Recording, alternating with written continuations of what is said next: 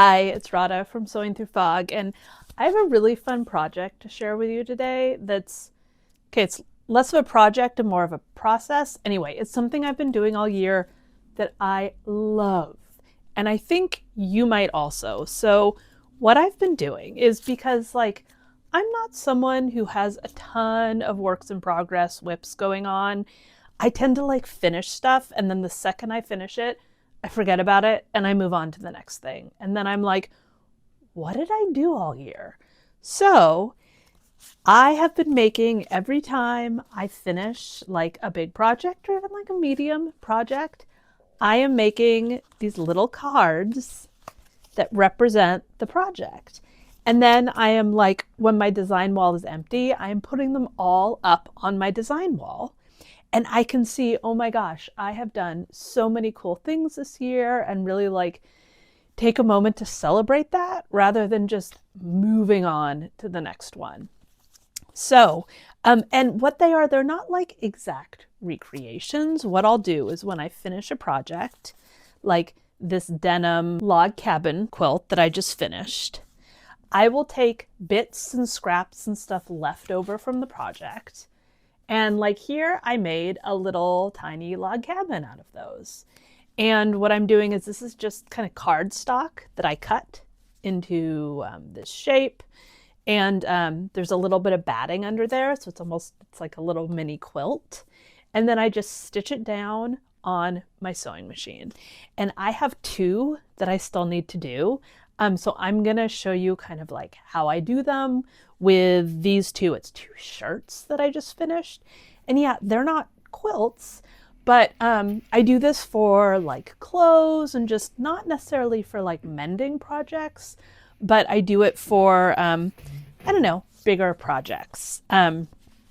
Here is this one I did with indigo. This is a shirt.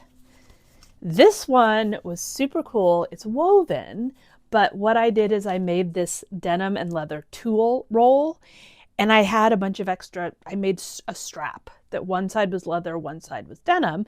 I had a bunch of that strap left over, so I wove it. So again, it's not exactly like a replication of the project I did. It's a memento. It's something honoring it. So the two that I have to do today, I have two shirts. One is this, which was a denim shirt where I stole all the denim to actually use for a quilt. And then I decided to add back fabric to make it a shirt that I could wear again. And I used some thrifted lace and eyelet fabric that I'd found, obviously secondhand. And what I have left over, so I have bits of the lace left over, and then I have a little bit of the shirt fabric still, and this is going to be kind of cute. I have these little tiny buttons that were for the shirt collar that I didn't end up reusing, so I'm going to put all of those on this little card. I have some batting, and I think I'm going to use a little bit of cotton muslin because that's see-through. And the other one I have is this shirt that I made out of Liberty Tonalon, and then some indigo, beautiful indigo silk cotton that was left over from a shirt that I upcycled. So yeah, I'm going to show you kind of for both of two very different projects, how I make these little cards. So you can make these any size you want. I had these full sheets of cardstock that I just cut into four, so it kind of made it, I don't know, 4¼ by 5½ or something. Again, any size you want. And then generally the first thing I do is I have scraps of batting left over from my quilts. So I cut these pieces of batting that, as you can see, are smaller. Because when I put whatever the fabric is I'm going to use over it, I don't want the batting to show out on the sides.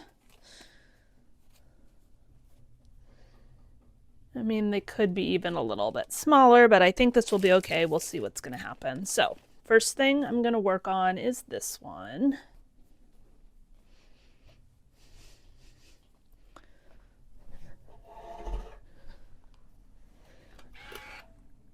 And I want to iron this flat-ish. This was from a lace sampler, which I learned about because I didn't know what it was, but it's really cool. Like someone was practicing all the different designs.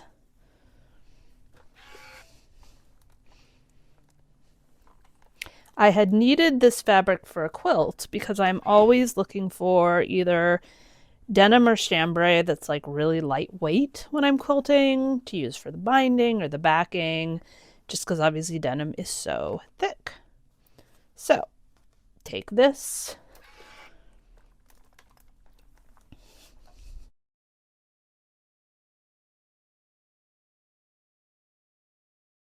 Okay, so this is a little too big. So, I mean, and this is where you can really decide. The ones I've made in the past, sometimes they have raw edges, sometimes the edges are turned under. I kind of think you could make this go around to the back. It's like playing. You have to just be open to experimenting and playing, and nothing needs to be super perfect. Again, it's a little memento for you. Now, as I mentioned earlier, I grabbed a little bit of muslin as well because there's holes in the lace. And I cut the muslin to be the exact same size as the batting just to cover up the batting. And then instead of turning the lace under, I decided to just cut the lace across at the top. And I ironed it all together. Every time you iron the layers together, it really helps them kind of stay together.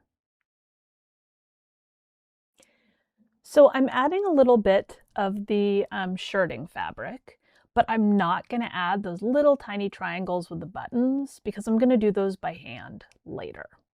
But what you want to do once you get your bigger pieces all laid out on the cardstock is you want to use clips. Don't use pins because you'll be putting holes in the cardstock, but use clips or a little bit of glue. On the second option I show you, I'm going to show you how I use glue, but you want to hold it together pretty well.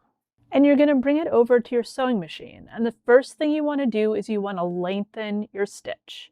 Because if you do too many stitches too close together, it's going to be like it's perforating it and the cardstock will rip. And you can use any thread you want, and really any needle as long as it's pretty thin and it's new and sharp. But be aware that your needle is going to get a little bit dull from this project. You'll probably need to change it afterwards. And then you just want to stitch all of your layers together. It's like you're making a little quilt, but the backing layer is cardstock. You just don't want to do too many stitch lines. I keep it pretty minimum because again, every stitch you do is making a little hole in the cardstock and it will make it rip if you do too many. So on this one, I kind of just went in a big square around each edge.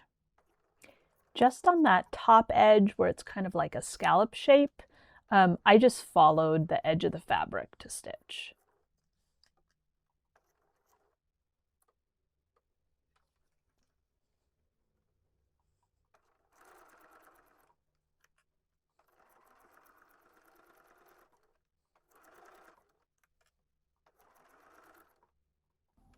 And yeah, if you have a walking foot, it'd be great to use one here because the layers do tend to shift around a little bit, but I don't think it's necessary.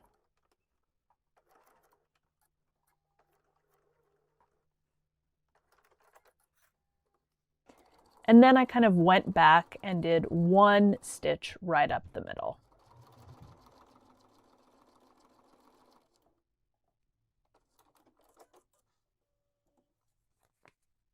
And then the last step, I just kind of trimmed all the little threads off. If you really want to, you can tie them off or bury them. Again, I don't think it's necessary.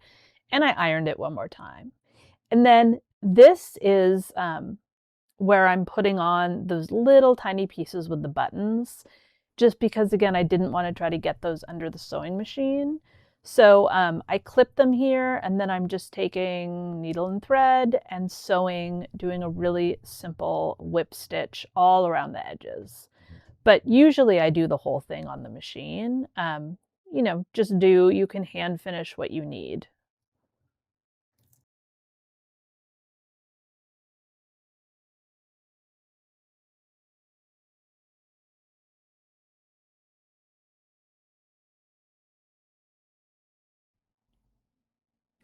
And after I finish hand sewing this one, I'm going to put it to the side and I'm going to start on the other one, which will be exactly the same process. I just have a lot more scraps for this one, so I spent a good amount of time just kind of looking through the scraps and kind of seeing what I wanted to do, what shapes I wanted to make. The shirt has kind of like a patchwork feel. So what I ultimately decided to do was do something like a patchwork. And so I even ended up sewing a couple little more pieces together of the scraps to make kind of a patchwork look.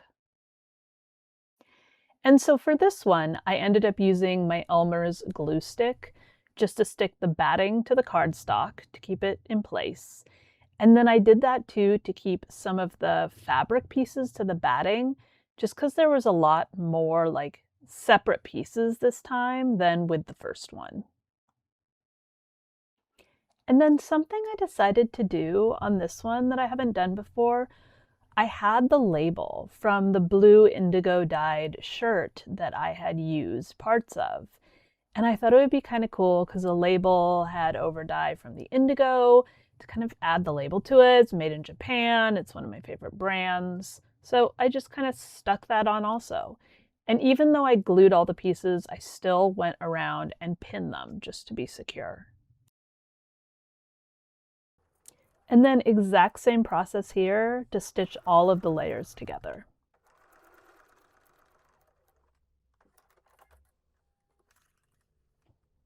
Except since there was extra pieces, I did want to make sure to do enough stitch lines where I was going around all the extra pieces to make sure that they would stay down. So after stitching it, same thing, I clipped the threads and ironed it a little bit. And then the very last step that I didn't show on the first one is I always go in and write the name of the project and the date. So I can kind of go back and see what month I did it in and, what the inspiration was, what the materials were. So I did that for both of these.